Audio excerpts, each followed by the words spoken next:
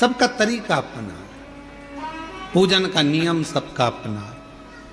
कभी भी यह मत सोचना कि मैंने इस तरह से पूजन करी भगवान स्वीकार करेगा कि नहीं करेगा। कभी यह मत सोचना कि मैंने भगवान को ऐसे पूजा है, भगवान स्वीकार करेगा कि नहीं करेगा। कभी यह मत सोचना कि मैंने तो इस तरह से व्रत कर लिया, भगवान स्वीकार करेगा कि नहीं करेगा। मैंने तो इस तरह से कथा सुनी, भगवान स्वीकार करेगा कि नहीं करेगा। बस निवेदन है, मन पवित्र रखना, भगवान स्वीकार लेगा।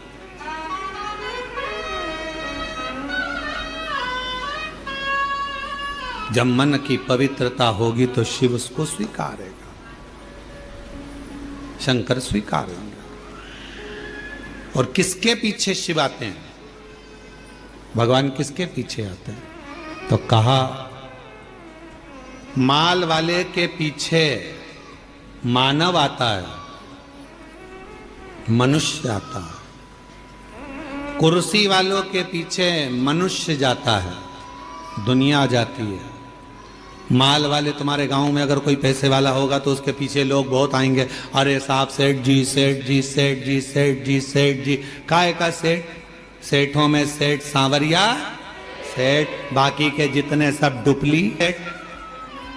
जो सांवरिया सेठ ने करा वो आज का सेठ करता है? बोलो जम के। सांवरिया सेठ ने नानी बाई का 56 करोड़ का मायरा भरा था और एक बार के नहीं बोला कि मैंने 56 करोड़ का मायरा भरा। आज का जमाने में जितने सेठ है वो अपनी बहन के घर का भर ले, वो ही बहुत बड़ी बात है। वो अपनी बहन के घर का मायरा भर ले, बहुत बड़ी बात है। और कहने को सेठ जी, सेठ जी, सेठ जी, सेठ जी। कोई सेठ नहीं, सारे डुप्लीकेट। सेठों में सेठ, जम के बोलो जरा, सेठों में सेठ, सांवरिया सेठ, बाकी के सारे सेठ डुप्लीकेट।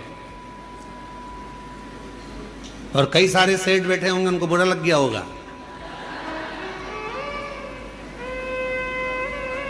सेठ है वो। माल वाले के पीछे मनुष्य जाता है, माल वाले के पीछे, कुर्सी वालों के पीछे दुनिया जाती है। दुनिया पैसे वालों के पीछे जाती है, माल वालों के पीछे जाती है और कुर्सी वालों के पीछे जाती है। पर मेरा महादेव माल वाले के पीछे नहीं जाता, मेरा महादेव माला वाले के पीछे जाता है, भजन वाले के पीछे जाता है, आसन वाले के पीछे जाता है। जो माला जपता है मेरा महादेव उसके पीछे चला जाता है, मेरा महादेव उसके पीछे चलता है।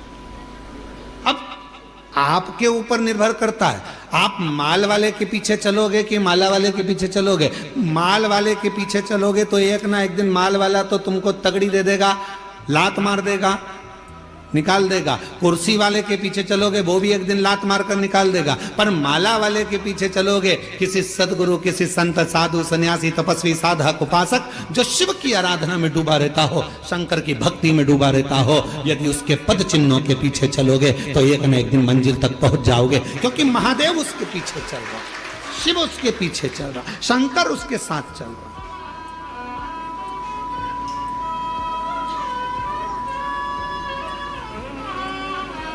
उस महादेव की भक्ति में एक महिला ने पत्र लिखा, देखो, अगर कोई मिल जाए, शिव का उपासक कोई मिल जाए, शंकर की भक्ति करने वाला यदि कोई मिल जाए तो एक बार उसके पीछे चलने का प्रयास करना, तो जिंदगी का सारा सुख तुम्हारे कदमों में होगा, वो सब दे देगा।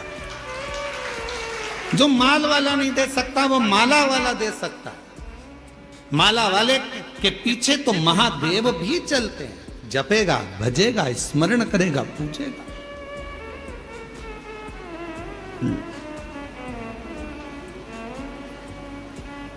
आज पूरी दुनिया,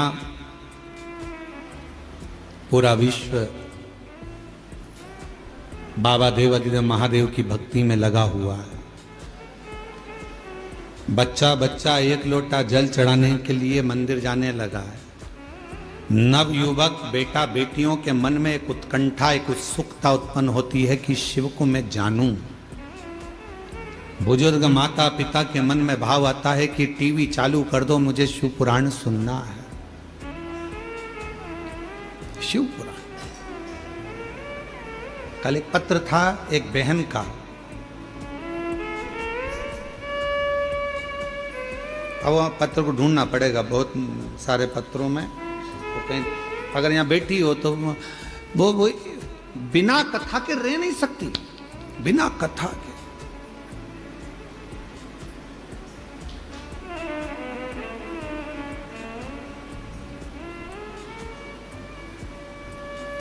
गाड़ी, बंगला, जमीन, जायदाद सब शिवजी ने उसको दे दी।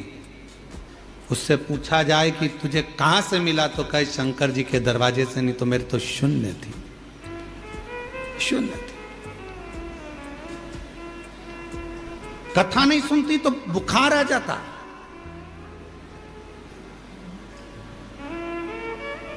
बच्चे लोग परेशान, जब कथा नहीं आती तो बच्चे लोग उसको मोबाइल में चालू कर दे देते कि 5-10 मिनट मेरी माता को सुन लेने दो। वो यहाँ बैठी होगी, बच्चे जहां कथा होती है बच्चे लोग कह देते हैं ये नहीं जाएगी तो मर जाएगी, इसको ले जाओ कथा में। बच्चे लेकर आते हैं। बाबा ने दे दिया सब भंडारी में। ललकता दामोदर प्रसाद साहू जी के मन में थी, तो धनोरा से भगवान शिव ने इनके मन की बात को जान लिया। शायद धनोरा वासी बड़े किस्मत वाले होंगे जो आज शिव महापुराण की कथा के यजमान बनकर कथा का रस तत्व ग्रहण कर रहे। ये शिव तत्व है, ये भगवान की अविरल भक्ति है।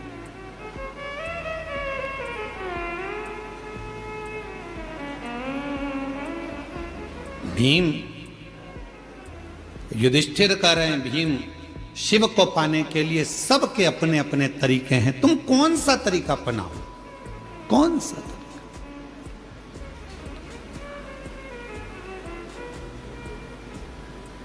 हमने कथा में कहा था 2 परीक्षा होती है।